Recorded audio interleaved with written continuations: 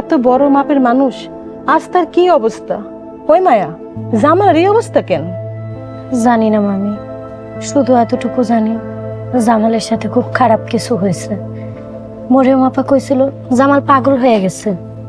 জামাল আসলে পাগল হয়নি, জামাল ওরা সবাই মিলে পাগল বানায় ফেলাইছে। কি কস? মরিয়মের সাথে জড়িত? যখন জামালের খোঁজে আমি জামালগো বাড়িতে গেছিলাম, তখন দেখি মরিয়ম আপার আব্বা আম্মা আর জামালের সৎ মা ভাই বোন সবাই মিললে একসাথে হাসি মুখে কথা কইতাছে। ওনারা সবাই মিললে নিশ্চয়ই জামালের সাথে খুব খারাপ কিছু করছে। জামাল নিজেই কইছে ওরা নাকি সবাই ওনারে মারে। মরিয়ম এই কাজটা কেন করলো বুঝে আসতেছে না। জামাল তোর স্বামী। সম্পত্তির লোভ, শত্রু